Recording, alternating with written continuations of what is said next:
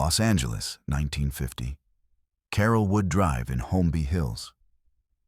The street is quiet, lined with sycamore trees and hedges tall enough to hide what sits behind them. This is not downtown. This is not Hollywood. This is where money goes when it wants privacy, when it wants distance from the machinery that produces it.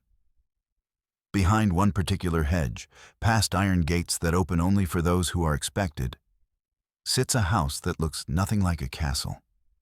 No turrets, no drawbridges, no fairy tale flourishes. Just a large, dignified estate in the colonial revival style. Red brick, white columns, symmetrical windows. The kind of house a banker might build. The kind of house that says success without shouting it. This is Walt Disney's home. The man who built an empire on mice and princesses lives here with his wife Lillian and their 2 daughters. And if you only looked at the house from the street, if you only saw the respectable facade, you might think this was just another wealthy family, living quietly in one of Los Angeles' most exclusive neighborhoods. But walk around to the back, past the gardens, past the pool, and you will find something that does not belong in any banker's yard. A railroad, a real, working, steam-powered, miniature railroad. 500 feet of track looping through the property. A scaled-down locomotive that Walt built himself, piece by piece, in a workshop behind the house. Tunnels, bridges, a station platform, signal lights. Everything functional, everything precise, everything obsessively, almost compulsively detailed. The railroad is called the Carolwood Pacific Railroad. Walt runs it himself. He wears an engineer's cap and striped overalls. He invites guests to ride. He conducts tours. He talks about the mechanics, the steam pressure, the gauge of the track, with the same intensity most men reserve for their careers. Because for Walt Disney, the railroad is not a hobby. It is not a toy. It is something else. Something harder to name. A need. A compulsion. A way of controlling a small world completely when the larger world, the world of studios and employees and stockholders and critics, refuses to be controlled. The house on Carolwood Drive is where Walt Disney lives. But the railroad in the backyard is where he hides. And if you want to understand the dark story behind this estate, behind the man who built it, behind the empire that paid for it, you have to understand what he was hiding from. Walter Elias Disney was born on December 5, 1901, in Chicago, Illinois. His father, Elias Disney, was a carpenter, a farmer, a newspaper distributor, a man who moved from job to job and city to city, chasing success that always seemed just out of reach. His mother, Flora Call Disney, was quiet, religious, the steady center of a household that was never quite stable. Walt was the 4th of 5 children. The family moved constantly, Chicago to Missouri to Kansas City. Elias bought a farm, then lost it. He started a newspaper delivery route, then struggled to make it profitable. The children worked. Walt and his older brother Roy delivered papers in freezing Kansas City winters, waking before dawn, walking miles before school. Elias was not a kind father. He was hard, demanding, quick to anger. He believed in discipline enforced with a belt. He believed children should work, should contribute, should not complain. Walt later said very little about his childhood. When he did speak about it, the stories were sanitized, softened, the difficult parts left out. But people who knew him well, people who worked with him for years, saw the traces, the need for control, the difficulty trusting others, the perfection demanded not just of himself, but of everyone around him, the sudden rages that could erupt over small mistakes, the coldness that could descend without warning. Walt left home as soon as he could. He lied about his age and joined the Red Cross Ambulance Corps during World War I. He was 16. He spent a year in France, driving ambulances, not seeing combat, but seeing enough of the war's aftermath to carry it quietly for the rest of his life. When he returned to Kansas City, he tried to find work as an artist. He was talented. Even then, people could see it. He had a gift for drawing, for movement, for capturing personality in a few quick lines. But talent in Kansas City in 1919 did not pay well. Walt struggled. He worked for commercial art studios. He was fired from one job for lack of imagination, a rejection that stung and stuck. In 1920, Walt and a colleague, Works, started their own commercial art company. It failed within a month. They did not have enough clients. They did not know how to run a business. Walt was 19 years old and already learning the lesson that would shape the rest of his life. Talent is not enough. You need control. You need ownership. You need to make sure no one can fire you ever again. He started making short animated films. Crude by later standards, simple stories. But animation was new.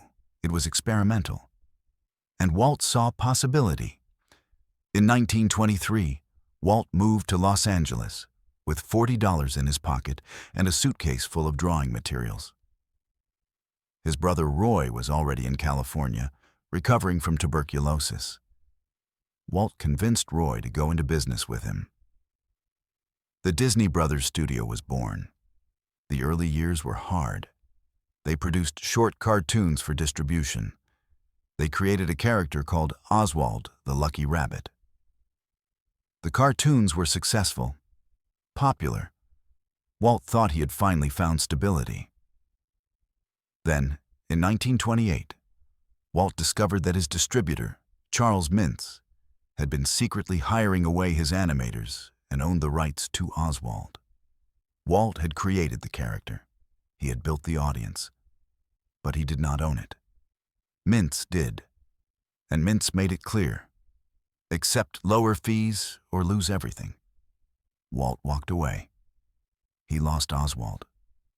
He lost most of his staff. But he learned the lesson that would define everything that followed. Never give up ownership. Never let someone else control what you create. Never be in a position where someone can take it away from you. On the train ride back to California after that meeting, Walt began sketching a new character, a mouse. He wanted to call it Mortimer. His wife Lillian suggested Mickey instead. Mickey Mouse debuted in Steamboat Willie in November 1928. It was the first synchronized sound cartoon. The first time audiences heard a cartoon character speak, whistle, and make noise that matched the action on screen. It was a sensation. Walt Disney, at 27 years old, had created the foundation of an empire. And he made sure this time that he owned it completely. Part 2. Building the magic, hiding the machine. The 1930s were a decade of explosive growth for Walt Disney. Mickey Mouse became a global phenomenon. Merchandising deals poured in. The studio expanded. Walt hired more animators, more writers, more technicians. But Walt was not satisfied with short cartoons. He wanted to push further. In 1934, he announced that the studio would produce a feature-length animated film, Snow White and the Seven Dwarfs, 70-plus minutes, fully animated. A story with emotional depth, not just gags and slapstick. Everyone thought he was insane. Hollywood called the project Disney's Folly. Distributors warned him it would bankrupt the studio. Animators questioned whether audiences would sit through an hour of animation. Walt did not care. He mortgaged everything. He poured every dollar the studio made back into production. He drove his staff relentlessly. The working conditions at the Disney studio in the 1930s were brutal. Animators worked 12, 14, 16-hour days. Weekends disappeared. Walt walked the halls constantly, watching, critiquing, demanding revisions. He could be charming, he could inspire, but he could also be withering. A single dismissive comment from Walt could destroy an animator's confidence for weeks. The studio was not unionized. There were no overtime protections, no guarantees. If Walt decided your work was not good enough, you were gone. The fear of being fired, of losing your place in the growing animation industry, kept people working at a pace that was unsustainable. But it worked. Snow White premiered in December 1937. It was a massive success. Critics praised it. Audiences wept. The film made over $8 million, an enormous sum during the Great Depression. Walt Disney became not just a successful businessman, but an artist, a visionary, someone who had done something no one believed was possible. The money poured in, and Walt, now in his mid-30s, began to think about what success should look like, where it should live. In 1932, Walt and Lillian bought their first real home, a house in Los Feliz, a comfortable neighborhood, but not extravagant. They lived there through the production of Snow White, through the late 1930s as the studio grew. But by the early 1940s, Walt wanted more. He wanted space, privacy, a place that reflected what he had built. He wanted a house in Holmby Hills, one of the most exclusive neighborhoods in Los Angeles, adjacent to Bel Air and Beverly Hills. Holmby Hills was where old money and new money mixed. Movie stars, studio executives, oil barons. The houses were large, set back from the street, surrounded by trees and gates. It was quiet, insulated, the kind of place where you could live without being seen unless you wanted to be. In 1949, Walt purchased a plot of land on Carolwood Drive. The lot was just over 1 acre. Not massive by Holmby Hills standards, but enough. He hired a respected architect and began planning the house. The design was conservative, colonial revival style, red brick exterior, white trim, symmetrical, dignified. It did not scream Hollywood. It did not scream animation empire. It looked like something a successful businessman in Connecticut might build. And that was intentional. Walt Disney spent his professional life creating fantasy. The house was his attempt to project something else: respectability, normalcy, the image of a family man living a stable, unremarkable domestic life. But even as the house was being built, Walt was already planning the railroad. The Carolwood Pacific Railroad was not a sudden whim. Walt had been obsessed with trains since childhood. His uncle, Mike Martin, was a railroad engineer. As a boy, Walt spent summers riding in the cab, watching the controls, listening to the rhythm of the rails. Those memories stayed with him. In the late 1940s, Walt began attending meetings of a group of live steam railroad enthusiasts. Grown men who built miniature locomotives and ran them on backyard tracks. They were hobbyists, engineers, machinists, people who found peace in the precision of building something that worked exactly as designed. Walt fit right in. He started designing his own locomotive. He worked with a machinist named Roger Brogy, who helped him fabricate parts. Walt spent hours in a workshop behind the studio, cutting metal, assembling pieces, testing mechanisms. The locomotive was 1/8 scale, small enough to fit on a backyard track, but large enough to pull passengers. When the Carolwood house was finished in 1950, the railroad was ready. Walt had the track laid in a loop around the backyard. He built a tunnel through a hill. He installed signal lights, a water tower, a station platform. The locomotive, which he named the Lily Bell after his wife, ran on real steam. Walt fired it up himself, shoveled coal, checked the pressure, blew the whistle. He invited guests to ride. Studio executives, animators, friends. Visitors sat in small passenger cars while Walt, dressed in his engineer's costume, drove the train around the property. He narrated the journey, pointed out features, explained how everything worked. To outsiders, it looked charming, whimsical. The man who created Mickey Mouse playing with trains in his backyard. But to those who knew Walt well, the railroad was something else. It was control. It was order. It was a closed system where everything behaved predictably, where Walt was the absolute authority, where nothing happened that he did not design and approve. The studio was growing too large. Too many people. Too many departments. Too many variables. Walt could not be in every room, could not oversee every decision. The machine was running on its own momentum, and that terrified him. The railroad was small enough to master, and mastering it gave him a sense of peace he could not find anywhere else. Part 3. The Strike and the Fracture. 1941. While Walt was planning his dream house and his backyard railroad, the Disney studio was approaching a breaking point. The animators were exhausted.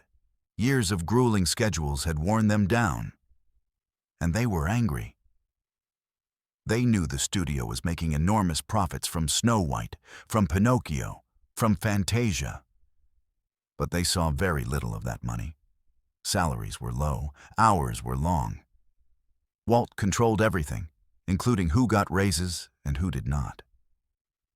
In the spring of 1941, the animators voted to join the Screen Cartoonists Guild, a labor union. Walt was furious. He saw the union as a betrayal. He had built the studio. He had taken the risks. He had mortgaged his house to make Snow White. And now his own employees were organizing against him? On May 29, 1941, roughly 300 Disney animators went on strike. They set up picket lines outside the studio gates. They carried signs. Walt Disney unfair to organized labor. Shame on you, Walt Disney. Walt took it personally. He saw the strike as an attack not just on the studio but on him. He began referring to the strikers as communists, as agitators, as people who did not understand what he had built for them. The strike lasted 9 weeks. It was bitter. Friendships were destroyed. The studio split into factions. Walt refused to negotiate seriously. The strikers dug in. Finally, under pressure from distributors and the federal government, the studio settled. The union was recognized. Wages were raised. Overtime protections were implemented. Walt never forgave the people who struck. He created a mental list of who had been loyal and who had not. Some animators who participated in the strike were quietly pushed out over the following years. Others stayed but found themselves sidelined, passed over for promotions, excluded from important projects. The strike changed Walt. He had always been controlling, but now there was a new edge, a bitterness, a sense that people could not be trusted, that loyalty was conditional, that even the people he had lifted up, trained, given opportunities, could turn on him. The dream of a benevolent kingdom where Walt was the beloved father figure had shattered. The reality was messier. He was a boss, and his employees were workers with their own interests, their own needs, their own willingness to fight for better conditions. Walt retreated. Emotionally, creatively, he spent less time on the animation floor. He focused on other projects, live-action films, television, and eventually, the idea that would consume the last decades of his life. A park, a place he could control completely. where every detail would be designed, scripted, managed, where nothing would be left to chance. But before the park, there was the house and the railroad, the small, perfect world he could master. The Carolwood house became Walt's refuge. He spent weekends there, worked on the railroad, hosted small gatherings. But even at home, he could not fully escape the pressures of the studio. Lillian Disney was the steady presence. She managed the household, raised their daughters, Diane and Sharon. She tolerated Walt's obsessions, his long hours, his emotional distance, but she was not passive. Friends later said that Lillian could challenge Walt in ways no one at the studio dared. She could tell him when he was being unreasonable, when he was pushing too hard, when he needed to step back. But even Lillian could not reach the part of Walt that was always working, always planning, always 3 steps ahead on the next project. The daughters, Diane and Sharon, grew up in the Holmby Hills house. They had a comfortable childhood, private schools, riding lessons, trips to the studio where they were treated like royalty. But they also had a father who was often absent, distracted, emotionally unavailable. Diane later wrote about her father with affection and honesty. She described him as loving but remote, present but preoccupied. A man who could be incredibly warm and charming in public, but who struggled to connect one-on-one in private. Sharon, who was adopted, had a more complicated relationship with Walt. She felt the distance more acutely, the sense that she was loved but not quite seen, that her father's attention was always divided, always pulled toward the next big idea. This was the cost of the empire, the toll it took on the people closest to Walt. They lived in a beautiful house. They had financial security. They had access to a world most people could only dream of. But they also lived with a man who could not stop building, could not rest, could not ever feel that he had done enough. Part 4. Disneyland and the obsession that consumed everything. 1954. Walt Disney announced plans to build an amusement park in Anaheim, California. He called it Disneyland. The concept was radical. Most amusement parks at the time were dirty, chaotic places. Carnival rides, tired attractions, indifferent staff. Walt wanted to create something completely different. A themed environment, immersive, clean, controlled. A place where families could step into the stories he had been telling on screen. No one believed it would work. His brother Roy, who handled the studio's finances, thought it was a financial disaster waiting to happen. Bankers refused to lend money for it. Amusement park operators told Walt he did not understand the business. Walt did not care. He was obsessed. He spent hours sketching layouts. He flew to amusement parks across the country, taking notes on what worked and what did not. He assembled a team of designers and engineers, many of them poached from the studio's animation and special effects departments. He called them Imagineers, engineers who imagined, artists who built. And he drove them the same way he had driven animators in the 1930s. Long hours, constant revisions, impossible deadlines. To fund Disneyland, Walt did something unprecedented. He used his own money. He borrowed against his life insurance.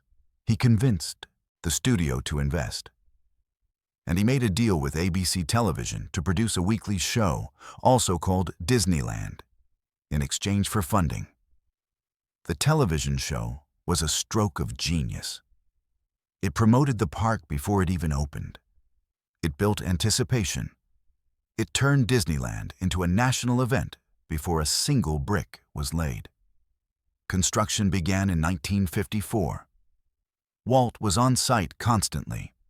He walked the grounds, checked every detail, changed plans on the fly. He demanded that the landscaping be mature, that trees be fully grown when the park opened so it would not look new. He insisted on hidden tunnels beneath the park, so costumed characters and staff could move without being seen by guests. Everything was designed to maintain the illusion. Nothing could break the fantasy. Guests would enter through Main Street, USA, a romanticized version of a small-town American street from Walt's childhood. A childhood that had not actually been that idyllic, but was now reconstructed as it should have been. From there, guests could travel to different themed lands: Adventureland, Frontierland, Fantasyland, Tomorrowland, each one a complete environment where every building, every ride, every staff member's costume supported the story. Disneyland opened on July 17, 1955. The opening day was a disaster. Temperatures soared over 100 degrees. Freshly poured asphalt melted in the heat. Plumbing broke down. Drinking fountains did not work. Food ran out. Crowds far larger than expected overwhelmed the park. Walt was devastated. He had poured everything into this: his money, his reputation, his vision, and opening day was a mess. But the guests did not care. They were enchanted.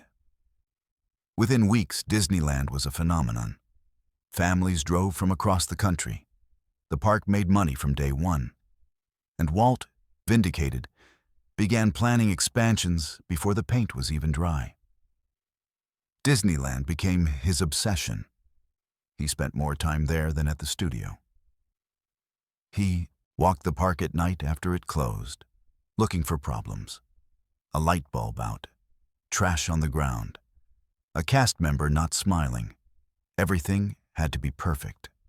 The Carolwood house, once his refuge, became just a place to sleep between trips to Anaheim. The railroad in the backyard sat idle more often. Walt had built a bigger, better version at Disneyland. A full-scale steam train that circled the entire park. His family saw him less and less. Lillian managed the house. Diane was grown, married, starting her own family. Sharon was struggling, feeling the weight of her father's expectations and his absence. Walt had built the thing he had always wanted, a world he could control completely. But it was consuming him. Part 5. The Price of Perfection. 1960. Walt Disney was 58 years old. He had built an animation empire. He had created Disneyland. He was one of the most famous men in the world. And he was exhausted. The pressure was relentless. Disneyland required constant attention. New attractions had to be designed and built to keep guests coming back. The television show demanded new content every week. The studio was producing films, both animated and live action. Merchandising deals, international expansions. Walt was the center of all of it. Every major decision came to him. And he could not delegate. He did not trust others to maintain his standards, so he worked constantly. Late nights, weekends, holidays, he smoked heavily, 3 packs a day. It was his one visible vice. He drank occasionally, but not excessively. He did not gamble, did not chase other women. His addiction was work and cigarettes. The smoking was taking a toll. He developed a persistent cough, shortness of breath. He ignored it. There was too much to do. He could not afford to slow down. At the Carolwood house, Lillian watched him wear himself down. She urged him to rest, to delegate, to take a vacation.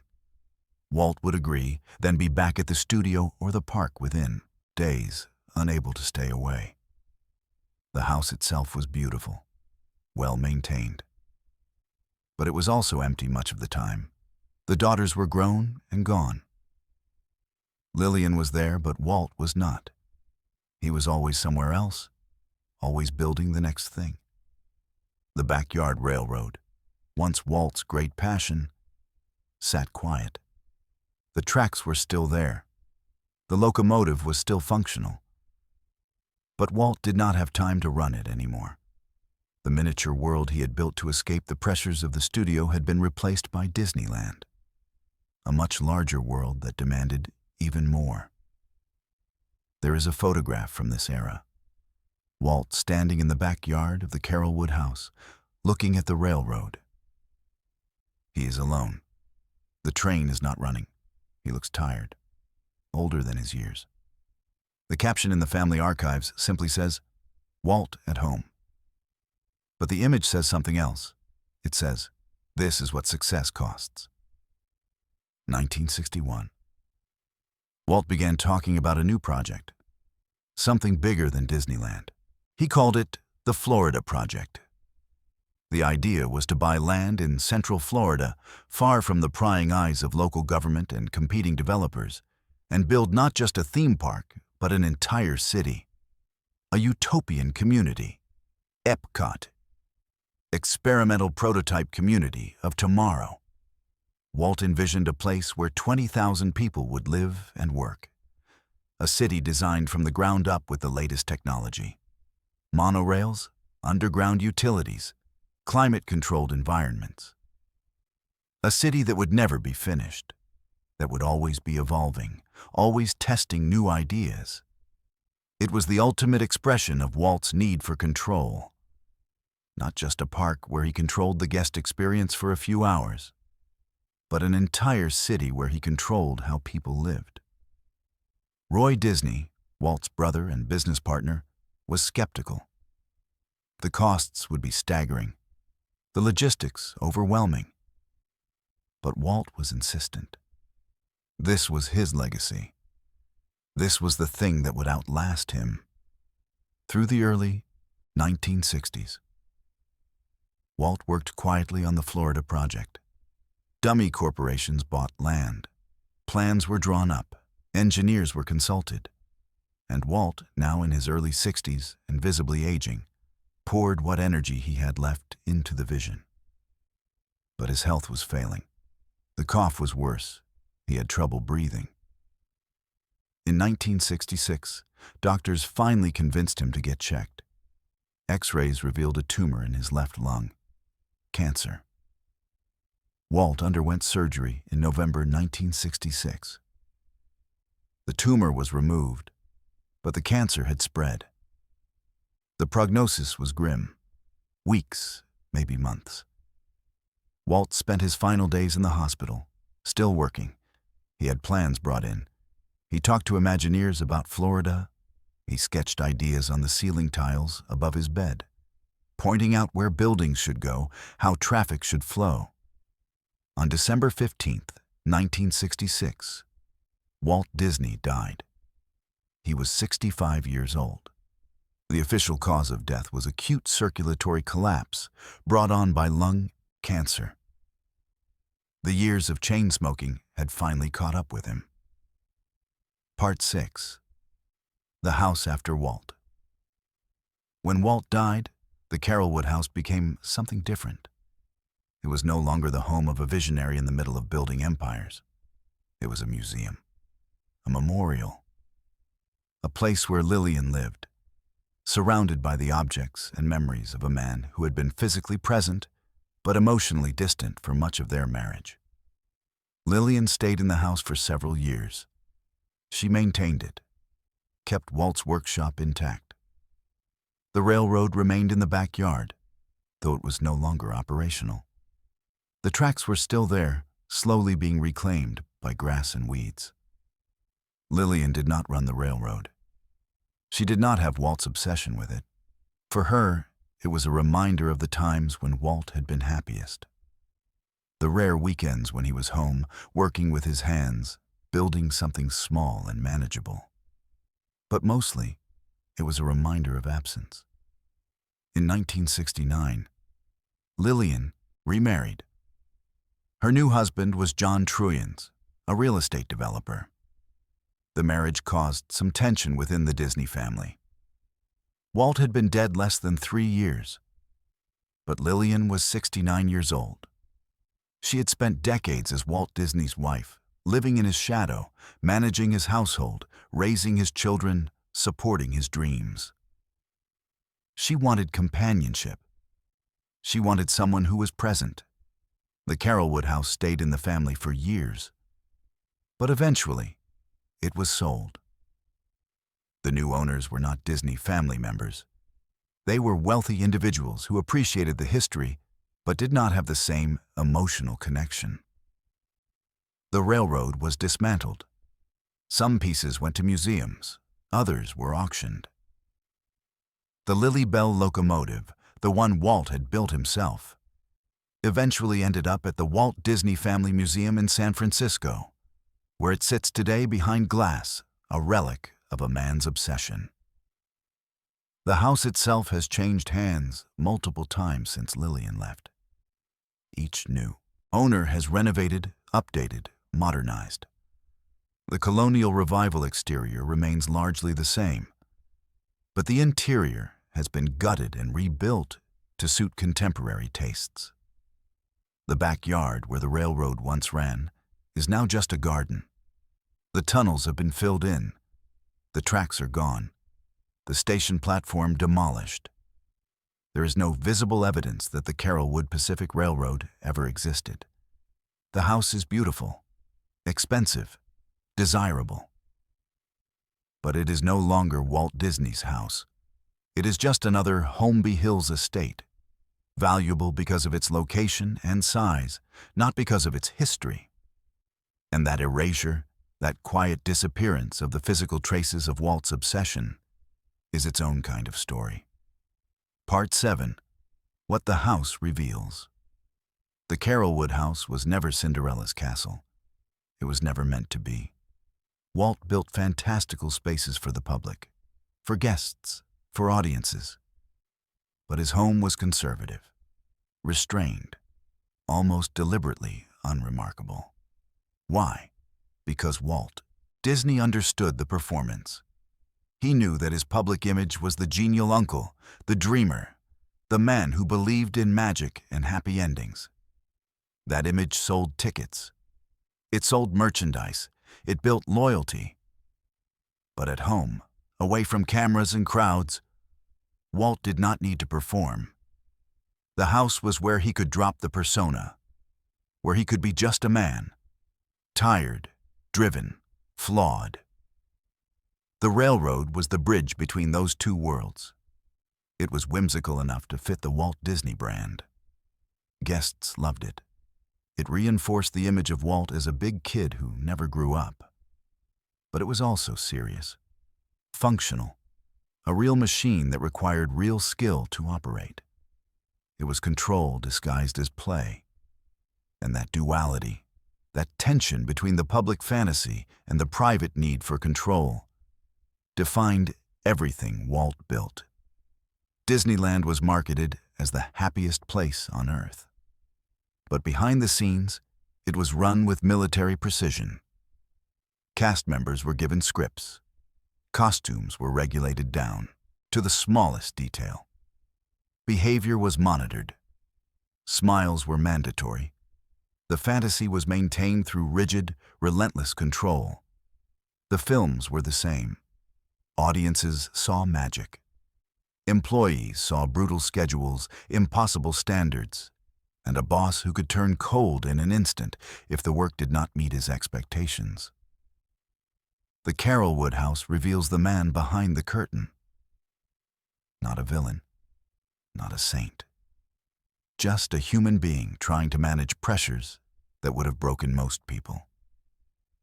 Trying to build something that would last. Trying to prove, over and over, that he was good enough, that he could not be fired, that he could not be taken advantage of, that he would never again be the young animator who lost Oswald the Lucky Rabbit because he did not own the rights. Every palace, every park, every railroad, every frame of film was an argument against that early powerlessness. And the cost of making that argument, of proving it again and again, was a life lived almost entirely at work. A family that saw him rarely. A body worn down by stress and cigarettes. A final decade spent chasing one more vision, one more project, one more thing to build before time ran out. The house on Carolwood Drive was supposed to be a refuge. But refuge requires rest. And Walt Disney, did not know how to rest. Part 8. The Workers in the Shadow of Dreams. Walt Disney's public image was built on wholesomeness, family entertainment, dreamers and believers. But the people who actually built the dreams, the animators, the construction workers, the park employees, often had a very different experience. The Disney studio in the 1930s and 40s was a sweatshop by modern standards. Animators worked 6 days a week, often 10 to 12 hours a day. They were paid modestly. There were no overtime protections until after the strike. No health benefits, no job security. Walt walked the halls constantly. He would stop at an animator's desk, look at their work, and deliver a critique. If he liked it, the praise was effusive. If he did not, the criticism could be devastating. Animators learned to read his moods, to hide work that was not ready. To avoid him on bad days, the culture was competitive. Animators were pitted against each other. Walt would assign the same scene to multiple people, then choose the best version. The losers had wasted days of work, but it pushed the quality higher, and quality was all that mattered to Walt. After Disneyland opened, the same culture carried over to the park. Cast members were trained extensively. They learned scripts. They practiced smiles. They were taught that they were not employees. They were performers. They were part of the show. And if they broke character, if they failed to maintain the illusion, they were disciplined or fired. Disneyland employees were paid minimum wage or slightly above. The work was physically demanding. Long hours on your feet, performing in heavy costumes in the California heat, dealing with difficult guests while maintaining a cheerful demeanor. For many, it was worth it. Working for Disney carried prestige. It looked good on a resume. And some genuinely loved being part of the magic. But others burned out. The emotional labor of constant performance was exhausting. The pay did not match the cost of living in Southern California. And the knowledge that you were replaceable, that there were hundreds of people who would take your job in a heartbeat, created a culture of fear. Walt rarely interacted directly with park employees. He was too high up, too focused on design and expansion. But his standards, his insistence on perfection, filtered down through every level of management. The people who built the Carolwood house, the contractors and craftsmen, were well paid by the standards of the time. Walt was not cheap when it came to his own comfort, but they were also expected to meet his exacting specifications. Changes were common, details were obsessed over. The project took longer than initially planned because Walt kept adjusting, refining, demanding more. The workers who laid the railroad track in the backyard were specialists. They were part of the live steam community. They did the work as much for the love of trains as for the paycheck. But even they had to meet Walt's standards. The track had to be perfect. The tunnel had to be precisely engineered. The signals had to work flawlessly. Everywhere Walt built, the pattern was the same. Vision without compromise. Quality without shortcuts. And the human cost of achieving that quality was rarely discussed publicly. Part 9. The Daughters and the Weight of Legacy. Diane Disney Miller, Walt's biological daughter, spent much of her adult life managing her father's legacy. She wrote a book about him. She helped establish the Walt Disney Family Museum. She gave interviews, always careful, always protective of his image. But she also acknowledged the complexity. In private conversations, and later in public talks, Diane admitted that her father was not an easy man, that he was loving but distant, that his work always came first, that she and her sister grew up in a house that was beautiful and empty. Sharon Disney Lund, the adopted daughter, had a harder time. She struggled with addiction. She went through multiple marriages. She felt, according to friends and family, that she was always trying to live up to a name that was too big, a legacy that was too heavy. Sharon died in 1993 of cancer. She was 56 years old. In her final years, she had become more open about the difficulties of being Walt Disney's daughter. The pressure, the expectations, the sense that nothing she did would ever be enough because her father had built an empire. Diane was more private. She managed the family foundation. She protected her father's image fiercely. When biographers tried to dig into the darker aspects of Walt's life, his temper, his controlling nature, the studio strike, Diane pushed back. Not because the facts were wrong, but because she felt the context was missing. She wanted people to understand that Walt was a product of his time, that his childhood had been hard, that he had built everything from nothing, that the pressure he put on others, he put on himself first and worst. And she was right.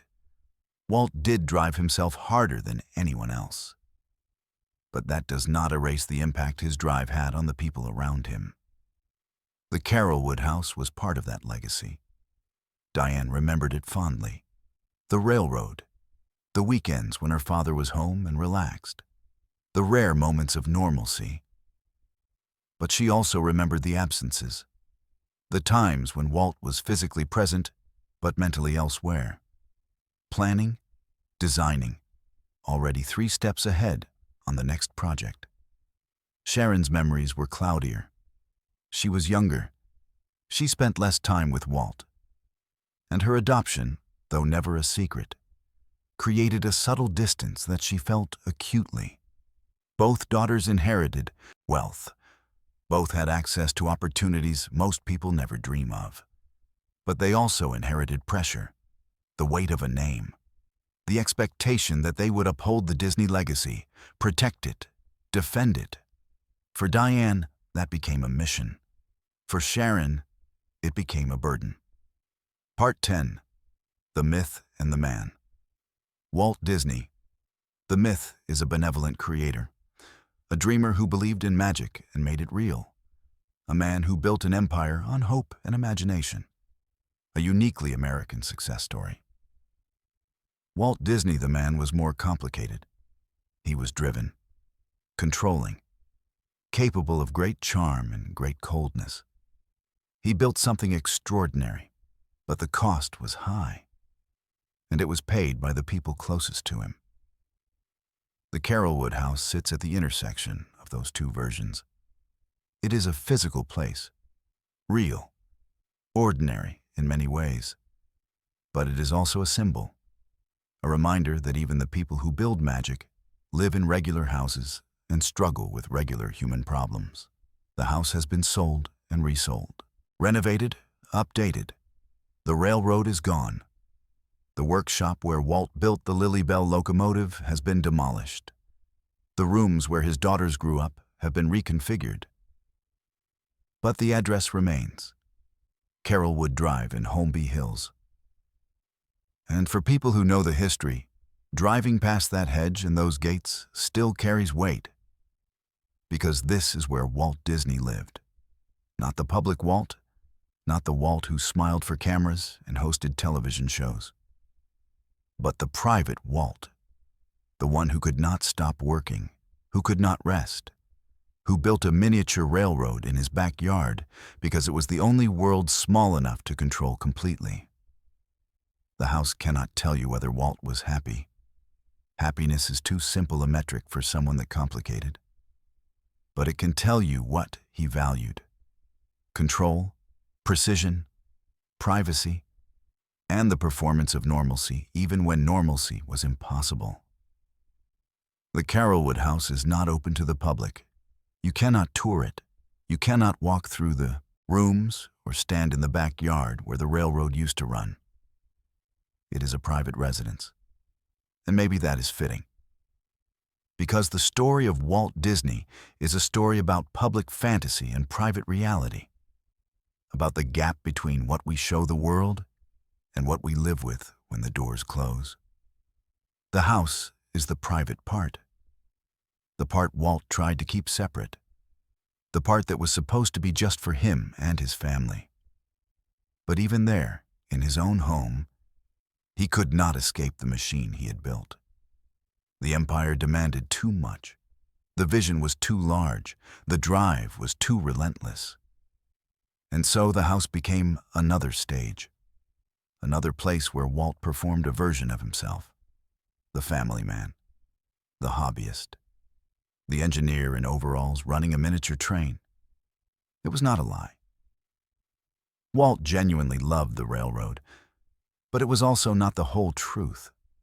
Because Walt Disney was always working, always building, always pushing toward the next thing. And the house on Carolwood Drive, beautiful and quiet and hidden behind hedges, could not protect him from that. Could not give him the rest he needed. Could not slow him down. It was just a house. And no house, no matter how perfect, can save you from yourself. Today, if you search for images of the Carolwood house, you will find very few. It is private. The current owners do not publicize it. There are no official tours, no museum plaques. The house exists in a strange space, historically significant but inaccessible, important but invisible. The locomotive, the Lily Bell, sits in the Walt Disney Family Museum in San Francisco. It is beautifully preserved, polished, displayed with care. Visitors can see it, read about it, understand what it meant to Walt. But you cannot ride it. You cannot hear the steam hiss or the whistle blow. It is a static object, a memorial to something that was once alive. Disneyland still runs a railroad. The Disneyland Railroad circles the park, just as it did when the park opened in 1955. And Walt's influence is everywhere, in the landscaping, in the hidden tunnels, in the obsessive attention to detail. But Walt is not there. The park has grown beyond what he imagined. New lands have been added. Technology has advanced. The company is global, massive, far larger than Walt ever planned. The vision endures. But the man is gone. And the house on Carolwood Drive, the place where Walt tried to find peace, remains a footnote, a curiosity, a piece of history that most people do not know exists. But for those who do know, for those who understand what it represents, the house is a reminder that success is not the same as peace. That building an empire does not mean you have built a life. That you can control every detail of a theme park and still not be able to control your own happiness. Walt Disney created magic for millions of people. He built worlds that still bring joy to children and adults decades after his death, but he could not build a world for himself. Could not find a place where the pressure stopped, where the work ended, where he could just be. The railroad in the backyard was the closest he came. 500 feet of track, a small loop, a miniature world. And maybe that is the saddest part of the story. That the man who built Disneyland, who created an empire, who changed entertainment forever, found his only peace in a tiny train running in circles in his own backyard. The house is still there, the hedges, the gates, the red brick and white columns. But the railroad is gone. The workshop is gone. The man is gone. What remains is the story, and the question it asks. What are you building? And is it giving you the life you actually want? If you enjoyed this investigation into Walt Disney's Holmby Hills estate and the dark truths behind the magic, please like this video and subscribe to the channel. Your support makes these detailed stories possible.